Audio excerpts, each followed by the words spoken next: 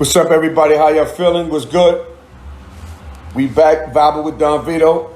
We've been doing other things. I've been off the air just for a little second, but I've been productive in the community. You know, a lot of stuff going on with the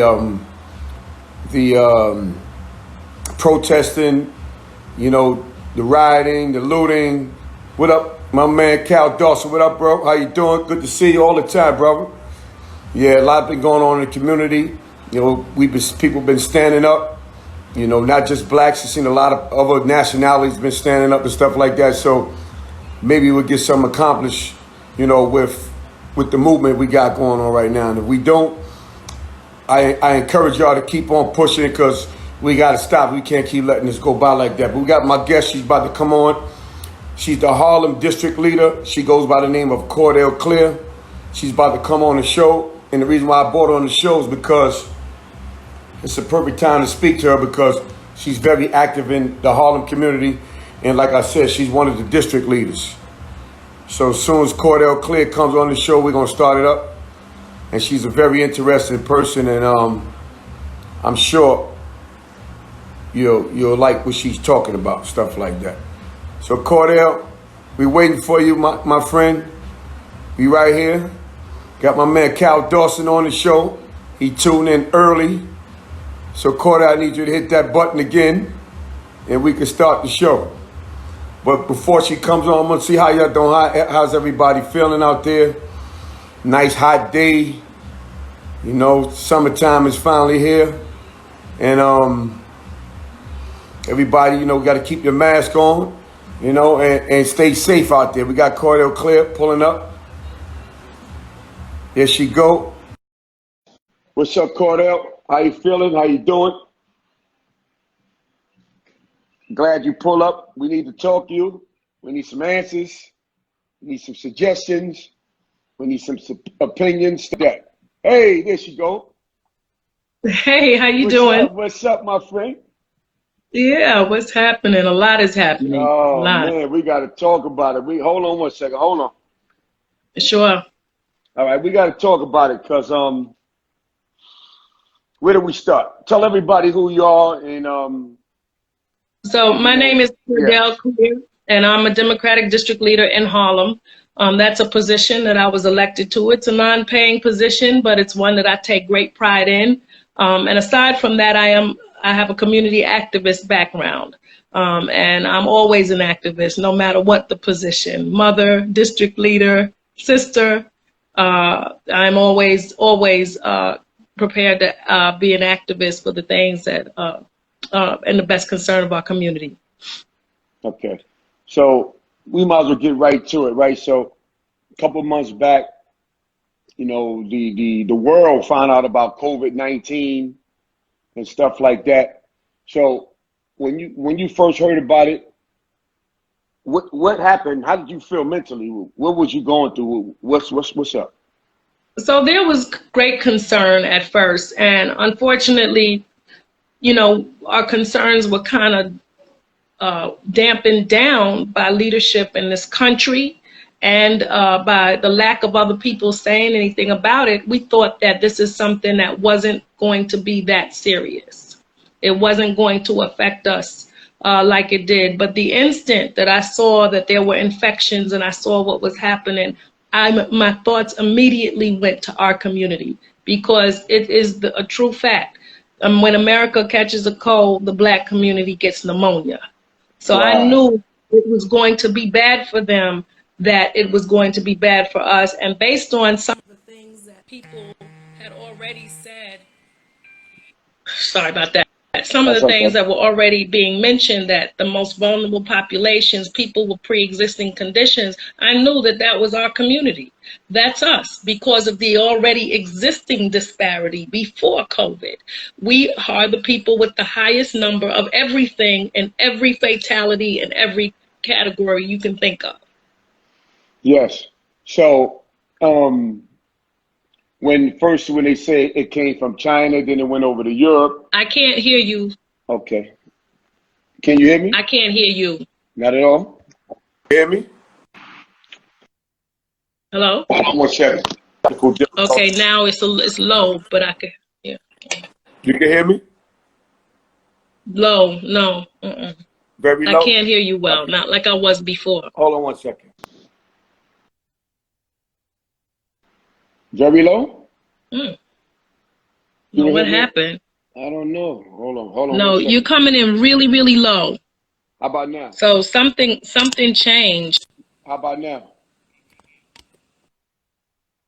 Check your volume.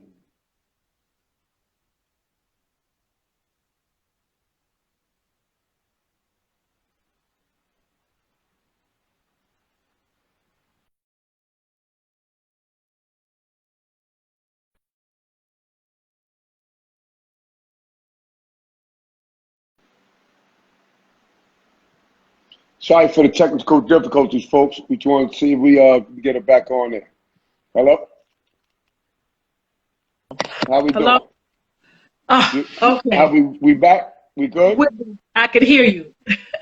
All right, I don't know what happened. Sometimes the internet, it could be on Yeah, anybody's side. You never know, you know? yeah, that's true. All right, so But you I were was, saying what now? yeah.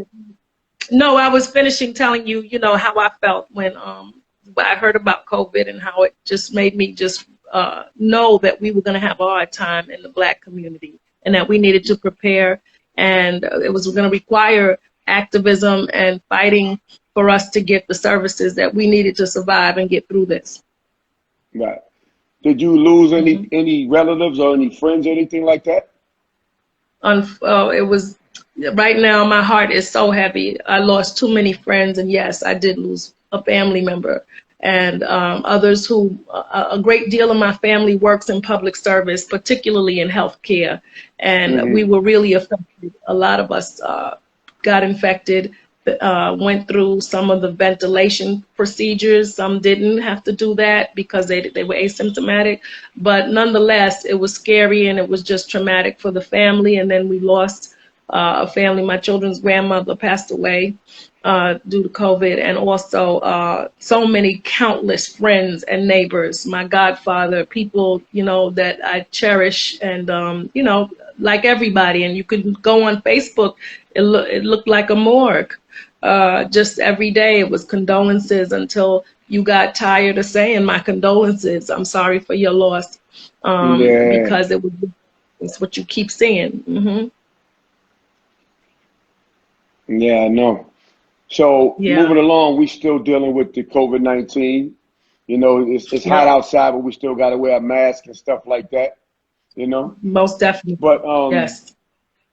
um, then we had the situation that happened right after, well, during the time George Floyd gets murdered, killed by the Yeah. police officers in Minneapolis.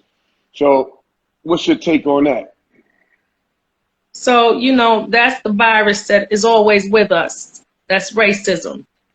And yes, George Floyd was murdered in Minneapolis. And even in the midst of the pandemic, people felt it necessary to risk their lives, literally risk their lives, to come out across this nation, around the Hmm. world, to lend their voice, to beg, to scream, demand, plead for justice for George Floyd.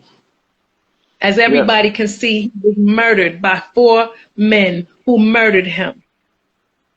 All of them were complicit. They each had a role in it. Maybe one more direct than the other, but all were responsible in my view. No one said, get off of him. He can't breathe. Okay, enough. Let him alone. Leave him alone. Get off of him. Stop that. No one said that. No one did that. No one tried to help him. And he told them he couldn't breathe. He told them he couldn't breathe. And they knew, even after his body went limp, they continued to do that. And a couple of weeks before that in New York City, I saw a similar thing happen. And I said, this is crazy that this man beat the young man down. I think it was supposed to be a matter of social gathering, and they were trying to stop this from happening. Beat him to the ground. He's on the ground, and then he put his knee on his neck, full weight of his body on this man. And I said to Uh huh. myself, my God, kill him. Thank Yeah. God he didn't die. Thank God he Wow. didn't die. Because he could have been George Floyd. That could have been George Floyd. I mean, what is it in your police training? What is it in you trying to control any situation that says this person's on the ground, cuffed, and I need to put my knee on your neck? Where does that come from? That's excessive. Yeah. Very excessive. Very excessive. But we've Yeah. been having stuff like that going on for a very long time in the black Exactly. community. You know, I'm saying in the minority community, but I'm gonna speak for blacks right now. We've been having that going on for a very long time, and it's been getting unnoticed a lot also. You know? Well, I'm gonna say this to what you just said. I'm going to say the black community, and this is Yeah. why I can say the black community. Black people are dying. Yes. Black people are being murdered. Black people are who these things are happening to in the worst and most aggressive and brutal ways. Yes. And no one is being held accountable when it happens to black people. So that's why we're taught this is not any dislike or disregard for any other ethnicity or other color or any other life. But this is us trying to protect our lives because it's who it's happening to. It's not necessary for me to talk about other people right now because that's Right. not who it's happening to. Exactly. Yes. So what about the other guy that they choked him also? He had a cigarette selling cigarettes or something like that. He lost his life. Same way. No.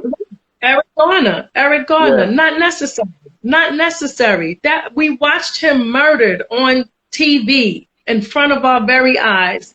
I feel for his family, his mother. It was just brutal. It's like we're not even human. And you know, it's really infuriating because, and I give great props to Keith Ellison, the Attorney General out there in Minnesota, who came right back. Now we have to watch and support him and hope that he can prosecute this case. But immediately, he acted, and they got their ducks lined up in a row and figured out what they could charge these officers with. It took us 5 years. It took us 5 years in my great state that I love to charge Officer Pantaleo for what he did to Eric Garner. Yeah. And then all he did was lose his job. You know, he's living in Florida somewhere. He could still be a police. I don't know. Okay. Wow. He did not pay for what he did. He murdered Eric Garner. He murdered him. That man said 11 times, "I can't breathe." They jumped on him and took him down like this was some game they were hunting somewhere. So, you know, this is what it is. And it's very, very troubling. And as a mother of sons, I looked at George Floyd and I wept. I wept. And Eric Garner and all the others. I wept because I know how that feels to be a parent. You know, I just imagine, I don't know, but I just know that being a mother, how, thank God I haven't had that experience, but I just know that it was just heartbreaking. And when he said his mother's name, when he called for his mother, the first thing in my mind was that he knew he was leaving. And sometimes, you know, when we're in transition, and if you've ever been around anybody making that transition, they often see loved ones, you know, or they can sense the spirit. And at that moment, I believe that, you know, his mother, his heart, her heart, I believe they connected because he was leaving here, you know. And yeah, it's horrible what happened in New York. So now when I see the mayor and I see de Blasio, I'm sorry, the mayor and the governor, Mayor de Blasio, Governor Cuomo, when I watch them talk about this now and Black Lives Matters and here's what we're going to do, these things that are being done should have been done. Yes. They should have been done. Okay. And it's going to have to be much deeper than a few bills that you pass because we're already playing catch up. We're already behind. So it's going to have to be deeper and a lot more. These administrations have to change. Black people have to be in decision-making positions and given the authority to make those decisions.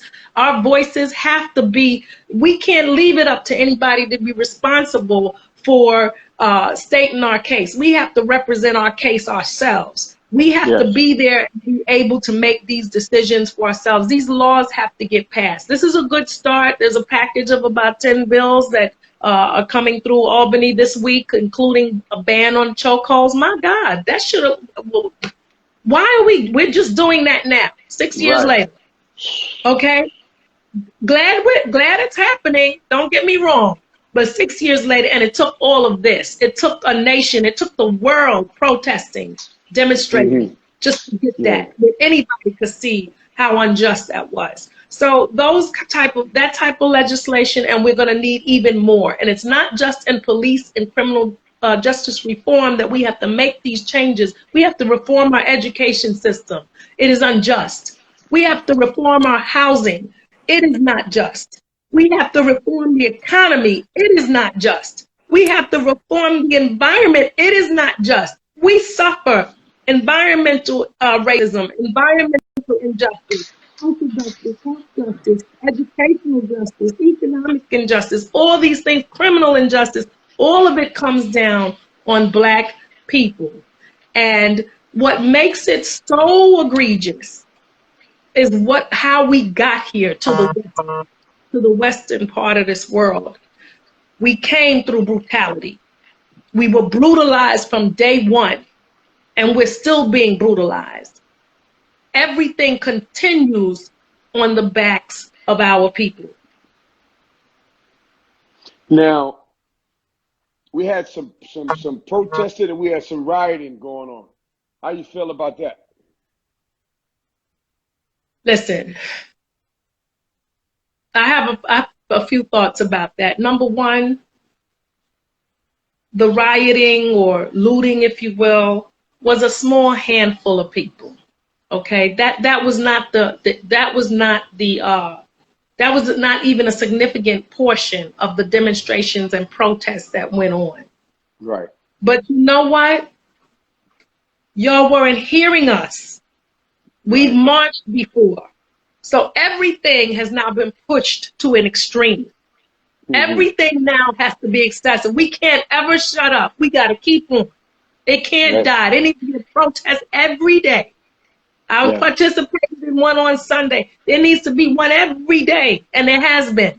And every area of society has to join us in this protest. Okay? If you are part of an institution and you see, I just got off the phone almost late to your program with the bank. Okay? And I'm explaining to him, are you doing this to other people that owe and that have credit issues right in through this coronavirus pandemic? This is an economic problem for us. Many of us have fallen behind. Many of us have it. Many of us were already behind. I give out food on Saturday with Malcolm Shabazz Masjid, and the lines just come, people come, and I want them to come. But I look at those lines, and somebody said to me, wow, COVID has caused it. I said, this was pre-COVID. People were already struggling. They were already in need. So, you know, we really, I'm not, those people, as you can see, and as did happen, they put in a program in place immediately to expedite insurance claims for people who suffered damages or loss due to the demonstrations. People, at least there is some place they can go to. I don't want to destroy local businesses. You know, I fight for small businesses. It's hard for people to make a living. It's hard to come back. Some of them are suffering as well through this COVID pandemic. But you know, there is the greater good, and there is the greater message. And that message is stop killing us. And we got to make people listen. Yeah. I'm sorry, go ahead. And no, me and a friend of mine was talking that George Floyd, he had to be what you call the sacrificial lamb for all of this. Yeah. How you feel about that? Yeah. Well, here's the thing. You know, I looked at his situation and I listened to Al Sharpton preach his third eulogy today in Houston. And he talked about it's George Floyd, and George wanted to touch the world. And, you know, in some divine way, God had this to be the way that he would touch the world and touch it forever. go down in history. When it happened, and because I've been involved in so many things going way back, demonstrating against apartheid, all the way back then, even when Mandela was in jail, we were protesting here in the United States. And I looked at what happened with George Floyd and I said, what's different? And I said, you know what? It is divine because we were all at home. We were all focused on this pandemic. Everybody's eyes are on the TV. Everybody's eyes. God had it that, and I'm not going to pick it up, but this is like somebody had this. Somebody had this. And the revolution was televised. And everybody saw it. And everybody felt what I felt when they saw George lying there. Okay? And everybody, black, white, any right-minded person saw the injustice in that. And those people in Minneapolis, they started fires. They marched. They protested because enough is enough. And I felt them. I felt them. When I saw that, I felt them. I felt them. And it's a shame that we've been pushed to this. It's a shame that people feel the way they feel. When we marched through Harlem on Sunday, we started at Convent Avenue Baptist Church on Convent and 145th Street and marched down to 145th and Adam Clayton Powell Jr. Boulevard and down Adam Clayton Powell Jr. Boulevard to the Harlem State Office Building, the Adam Clayton Powell Jr. State Office Building. And the people that weren't, we had hundreds of people marching and hundreds out their windows, banging pots, screaming, horns honking, people on the streets receiving it. I don't know when I've seen that type of reception in Harlem, when I've seen that type of energy, sometimes a little bit with the African American Day Parade, but this was different. Everybody the same way. Everybody understood. Everybody's screaming justice for George Floyd. No justice, no peace. We're on the same page, and what's important is we have to stay on this page and don't get distracted and don't fall off and don't fall for the okie doke. What they're doing, let them do it, and there's more to be done. Yes, shift those funds from the NYPD, shift them. Why can't our children, we don't have a summer, they're cutting the summer youth employment? Are you kidding me? You know how many families, I worked summer youth, and that wasn't money just for my pockets, that was money for my house, my household.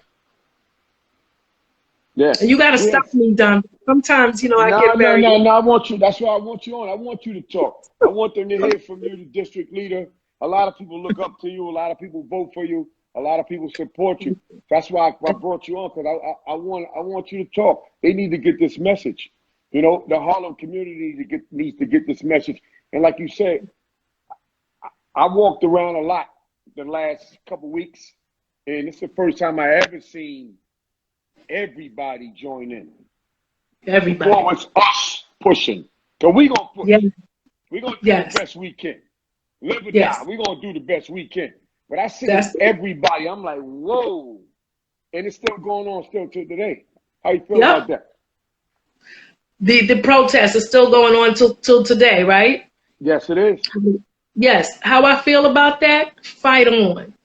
Al just said something. He said he went to the end of the book. He was reading a story. He was reading a novel. And, sometimes, when you're reading books, sometimes, you're like, sometimes you can't put it down. If it's very interesting, you're looking, you're like, you turn the pages. And he described it so well because I've done it. And sometimes, every once in a while, you cheat. You go to the end because you're like, you're like, oh, and it's getting late, and you got to get up the next day. And he went to the end, and he made that analogy, he made a comparison to say that he read the Bible, he went to the end, he said, I know what the end is going to be. We know we may not know what's in these pages, but we know at the end of the story, we're going to get justice. So we got to fight.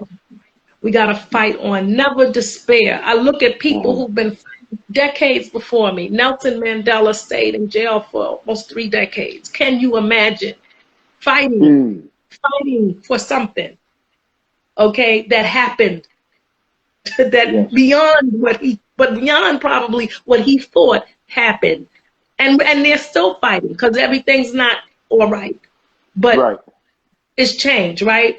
You got to keep on fighting. We must. You can't despair. If you don't fight, one thing is for sure, you won't win. But if Right. you do fight, you But have a see, the chance. difference, yeah, the Mhm. difference Go ahead. between the past and now is that we sick and tired of being sick and tired. You know, We were sick and tired of that. We were sick and tired and then too, but I hear what you're saying. we're a little more gun ho right now. Right, And these right. little young millennials, I Yeah. like what I saw out of them. I understand that they, Okay. you know, they looted, they tore up a lot of things, but at the end of the day, that's what it had to take to get some attention and get some Well, I'm going to justice. say this. That's what it had to be, you know. Can you hear me? Yeah, I hear you very clear. Hello? I hear you very clear. I hear you Okay, very I clear. see what happens. If my Yeah, phone rings, like we kind of yeah, yeah, freeze. yeah. It's all I right. hope We that you still can here. hear me. I hear you. Um, I hear you.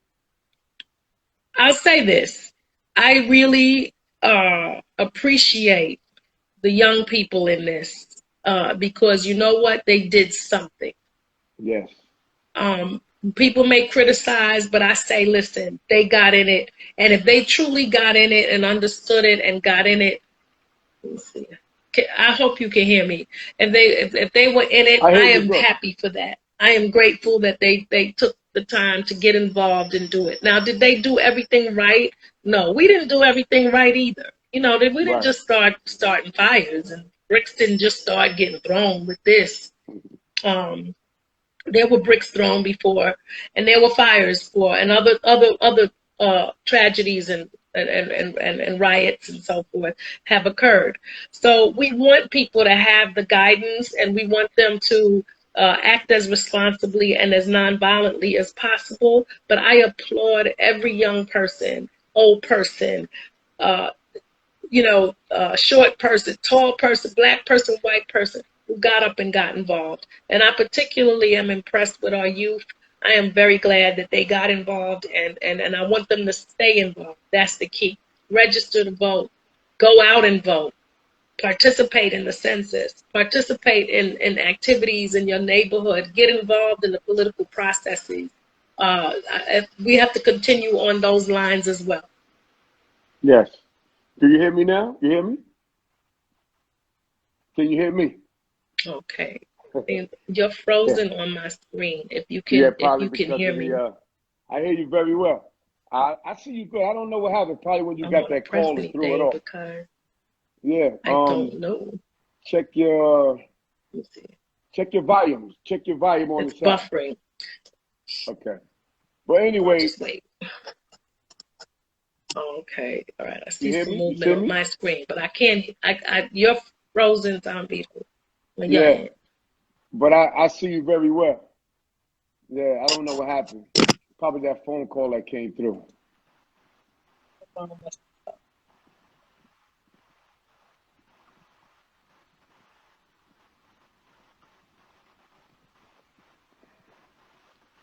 Let me see. You still off? Let me see. Hold on, folks. I'm sorry about that. We got technical difficulty.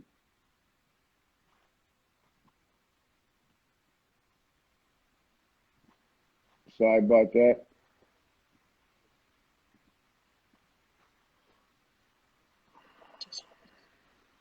Let me get out of work. Okay. Okay. You want to try that? Yeah, so she's going to go out and come back in. Sorry about that, ladies and gentlemen. She's having some technical difficulties on there, but, that's the district leader of Harlem, and, she's a very important person in Harlem, so I had to get on the show so she can come and talk to her. She's coming right back. Sorry about that. Let's see how it works right now. The Cordell Cleare, ladies and gentlemen. She's coming right back for those who just tuned in. Hello, Kenya. How you doing? How we doing? I'm back. We back? You hear me? Yes, I can hear you. Yeah, Sorry about that. it's not your fault. The phone calls, sometimes they throw it off. Yeah. Sorry about that. Yeah, but how you feel about the police officers they trying to nail down now all of a sudden? What's up with that? The ones in Minnesota or here? Here in Minnesota. Here in Minnesota. Well, I'm all for it, Minnesota, because they were all together with what they did. Definitely, this is something I say. I do a daily COVID report every day, if you will, because we were not getting information early on. So for the past, today makes 82 days. Well, I didn't do it because of all that went on today, but I'm going to do it later. But 82 days that I've been trying to connect with the community, telling people where to get food, how to get unemployment, their stimulus, all the things that we needed to know that related to our community, where to get tested, what to look for, the new disease that's affecting children. I try to do all those things. And one of the things I had talked about this week on it was the fact that, the police, we always regard the police. A lot of people call me and said, oh, I know how I can get in touch with the mayor, get me in touch with so-and-so, because I have a new curriculum. I have something that, they could teach the police, train the police how to handle the community. And I said, no, you can't train. You can't train prejudice. Prejudice is not a matter of training in some kind of, academic setting. That's psychological, that's mental, and sometimes it's even irreparable. You can't even change these people. Right. So you have to weed that out. You have to get rid of it. And that's where I'm coming from. They need to go. And then, sometimes there's people, it's a matter of personality. Everybody can't be at the front desk. Everybody can't be the one on the phone. So, and similarly, everybody's not cut out for community policing. Okay, you don't need to send a SWAT team shooter to come break up children fighting. This is not, the skill set is different. Yeah, totally different. It's different, and you bringing all this extra stuff to us. Like you really are at war with us. And that's what has to be looked at. We do have to look at different people, reevaluate. I think that being a police officer is a very stressful job. You're dealing with some very unpleasant things. You see things that, it's very difficult to see, very difficult to look at, and very difficult to digest. These people, they need psychiatric evaluations. They need psychologists. I think they should be rotated, and they should get long periods of time off to take care of themselves. Because when you're in these situations every day, it's not difficult. Things that may not even be police related, not easy. I mean, it's very difficult to look at poverty and hunger and a lot of the things that we're forced to look at, all of us, every day. I can tell you, during this COVID, and I'm going to take you off a little bit, but I hope you understand why. I live in a building that was taken over, super gentrified, and turned into a condominium. We fought. They can't evict the existing tenants, but any vacant apartments became units that were sold for $1 million and better to people. So could you imagine my neighbor my neighbor paid $1 million to live here, right? So it's definitely a class, it's a class difference. And in the past couple weeks, we've had people come into the building. On one occasion, a woman came and knocked on not every single door, knocked on several of my neighbors' doors asking for food, diapers, anything anybody had to spare to give her, okay? So that went. Then about a week ago, a young man got in my building, and he was saying, please, somebody help me call the police. There's somebody outside trying to kill me. And when it all came to the end of it, he was having a mental breakdown. It was an episode. Maybe he had something. I don't know. But he was a young man. He was, maybe late 20s. And, I went down, a couple of my other neighbors, the police were called because he was having an episode. He was breaking, some bottles got broken. I didn't see him break anything. But some bottles got broken in the hallway and noise was being made. And the police were called, and we all went down. We waited with him. We said he needs an ambulance. He's not well. We watched them. We watched what happened to him, okay?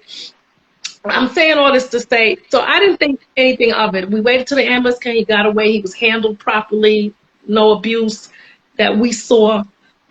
We gave him water and everything. And somebody approached me and said, how come you didn't tell anybody this happened? This is major. And then all of a sudden I see notices from the condo people that now they got 24-hour security, this and that and the other. And I said to myself, you know, am I wrong? And maybe I am. I said, you know, this is so part of my norm. Mm-hmm. It's not normal, but it's so part of the normal that I see in the community that I don't think 24-hour security, that's like you're being crazy right now. Because what you're seeing is deprivation, you're seeing lack, you're seeing people that need health services. That's what that's showing us, that's what we need. But that doesn't need to be police. Police can't solve that. No. We have to feed people. Mm-hmm. We have to give people a living wage. We have to give them housing that they can afford, not affordable housing, housing that they can afford. We have to do, those are the things, we have to give better education to our children so they can have a better start. And these are the things that people don't want to deal with. And if you don't deal with it one way, it's going to come back at you another way. You're not going to live isolated in a community and not see people like this. Because that's what's going on. And often the police are the ones who are put out there to deal with that. I heard Eric Adams speaking today, Brooklyn Borough President on New York, when he was saying how many kids who age out of foster care wind up in the penal system. That's our fault. That's our fault. We didn't deal with that. We didn't deal with them when we were supposed to. And this is what happens. Children with dyslexia. How many inmates suffer from dyslexia and other learning disabilities? When we don't deal with things at the beginning or at their core, this is what we wind up with. And the police and the criminal justice system are now taking care of our social problems that should have been taken care of. Homeless people get put in jail because they're homeless. That's why. Because they're homeless. It's crazy. Yeah, it's crazy. Sheila. Hey, Sheila. That's why we need people like you, Cordell, to take charge. That's why we need people like you to take charge of the situation, because a lot of people are not thinking right. Now, you're not trying, you're doing it. You're not trying, you're definitely doing it. You've been doing it. Thank you. Oh, Michelle B., is that you? Look at you. Yeah, they watch you. They definitely watch you. I spent some more time on Instagram, but I'm trying to master one thing at a time, you know, but this whole pandemic is forcing me into the world of Zoom and all these other things. I love this. I'm going to steal this from you. I love this. I'm definitely going to send you a copy of this, too. Yeah, I love that. Absolutely, yes. This is the way we could reach people now with the, like this, because, things it's not right out there right now. So we got to be safe. Got to be safe. I wanted to talk to you a little bit about, and I posted this on Facebook earlier. Let me see if I can get it up so that we can talk about it a little bit. But there was a package of bills that came out today in the Senate, and they're going to be advanced, meaning they're going to be pushed up. They're not going to take the long period of time it takes to pass bills, because the process of passing bills is so long. You have to get full agreement in the Senate or majority agreement in the Senate. Then you have to get the same bill. You have to have a co-sponsor in the Assembly. They have to get a majority to pass it. Then it's passed. Then the governor has to approve it. It has to be signed. There's a lot to it, but these bills were agreed on by the senators and assembly persons and the governor. And this package of bills is supposed to be coming out. So there's Senate 8496, and I gotta bring this up because and I'll tell you why after. This is sponsored by Jamal Bailey. He's out of the Bronx, but that's the law that repeals Section 50A, which is the law that protects the disciplinary records of police officers. So with the repeal of that, we should be able to get this information. If this person's been a problem and he was in 2 or 10 other precincts and he had these problems, we should know that if it's happening. So the repeal would make those records subject to FOIA requests and so forth. So that's important. That's going to be passed. There's another piece of legislation also sponsored by Jamal Bailey, which is to create the Office of Special Investigations. under the Attorney General. So right now, as many people know, and I spoke about Pantaleo and other cases that we've seen where the prosecutors don't seem to prosecute these police when things happen. Well, there's a conflict there. These are people who work together every day with each other. The prosecutors' cases depend on the police work that they bring in. You could watch any cop show, lawyer show, you can see the close relationship between prosecutors and police. And often they are very familiar with each other, and prosecutors don't want to go against the person in front of them nor their whole department. They would not want those people not working with them. So I think that a bill like this makes sense because it takes that responsibility and it puts it somewhere else. So now you do your job and you don't worry, we have somebody to prosecute. So that's the idea of that bill right now. And then there's the chokehold legislation, the Chokehold Act, which is sponsored by our Senator Brian Benjamin. It'll prohibit the use of chokeholds, which I felt like that should have already been done, and it's just ridiculous that we didn't have that. Right.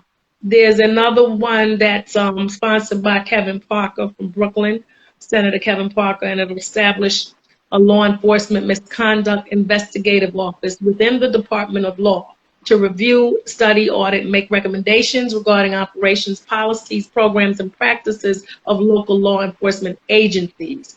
Okay, and that goal is just to enhance the effectiveness of law enforcement and increase public safety. It's self-explanatory. This is just a portion. Now, my favorite, and I posted this on my Facebook page, and I can get it to you if you want to share all of them. It's pretty lengthy, but my favorite of all of these. All right, you can send it to me when you get a chance. Yes, this, oh, Jesus. Okay, well, this is not on here yet. So this one is not on this list. But anyway, they are looking at legislation that will make false race-related calls to 911 a crime. Okay. Yeah, so, we need that. Yeah. So, this takes us back to Dear Amy Cooper, which is just before George Floyd. And of course, George Floyd took the center stage, as it should. But we got to circle back and deal with Amy Cooper. Okay. Because that what she did in Central Park, that was crazy. That right there again, as a mother, I remember the Central Park 5. I was intimately involved with that case. I was very close to that case. I remember every minute of it, okay, and the way our young black men were demonized, okay, and criminalized, and I remember this. And when you see Amy Cooper, she knows, not only does she threaten, I'm going to call the police on you and tell them that an African-American man is threatening the life of me and my dog. She said it and she did it. And put on an award-winning performance. Right. And if it wasn't for the cell phone, they probably wouldn't have believed her. How about this that? is what I'm trying to tell you. This is what I'm trying to tell you. And if it wasn't that individual who had the presence of mind and was the ability to stay calm and say and tape her, and his position, his status, he was a different type of brother. Okay. Yes. Because another type of brother, it could have went a whole nother direction. Yes. And we would all be at another funeral right now. Yes. Okay. And it would be no fault of his own. Yes. Just that he's sick and tired and don't want to hear what she's saying. Yes. So, that thing really, that's something in me, because that's something that doesn't just happen in Central Park. I've seen that happen in our neighborhoods in the community where people will call the police for absolutely nothing. Right. Nothing. Because you don't like them standing there. So what? I might not like them standing there, but it's not a crime. Right. It's a free country. Right. And they didn't do anything to you. And you may not like, maybe you have to say, excuse me, to get in your building. I've had to do it too. And may not want to go through all that, but that's not a crime. And that's not, how could you be so vicious? And what's worse is that now you know that it's a dangerous thing. because that's how you used it as a threat.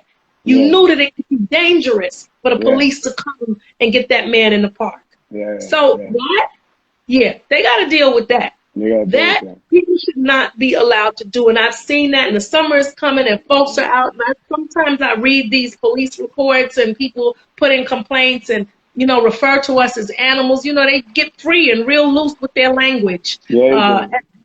Yeah, and talk about us and call police on, and it could be a whole nother thing. Mm-hmm. Yes, call the police if something dangerous is happening. I'm not telling anybody to have put their lives in danger, but be very careful. And you know the climate. And this is someone who she knew what was going. She Yeah. knew it. Yeah. And that's Yeah. why she told him that. She didn't like him telling her that she was wrong for having that dog unleashed at a time and in an area where he wasn't supposed to be. Exactly. Yep. But look, we're starting to run out a little bit of time. Yes. Wow. I'd love to have you on for 5 more hours, Yes. you know. But I know. we're gonna do this again because this is an We should. ongoing thing. Yeah, we will. We're gonna have a part 2. Yes. Everybody that's tuned in right now, we're gonna do a part 2. Because my Sure. friend, she has more to tell y'all and inform y'all about. There's a lot of things going on people Absolutely. need to be aware of. Yes. Yes. Please go out and vote on June 23rd. And if you don't want to go out, you can fill out your absentee ballot. You should have gotten it in the mail already if you're a registered voter. If you didn't get it, you can still call to get it. And I don't have the number in front of me, but I'm going to send it to you, Rita. I'm going to send it to you. Make sure that you have it. Yes. And you can call and you can get it and get it back by the 16th, your application to get the absentee. When you get the absentee, fill it out and send it back, okay? And you have until the 23rd to do that. And please, people, make sure that you're participating in the census. We need those dollars. 10 questions, 10 minutes. It will determine the next 10 years Exactly. of funding as well as representation. Yes. Thank you. Well, Cordell, thank you very much for Thank coming you. on the show. You know, I love you. I love you You're a too. great person. And I'm going to be in touch with you soon because I want to get some information from you. For And sure. everybody, we're going to do a part 2 because she got more to tell y'all about. I need Yes, I to do. be informed. All right? Thank you. My first Instagram show. You did great, but we got a part 2 coming up. Okay. Take care. All right, so enjoy your day, and I'm going to talk to you real soon. You too.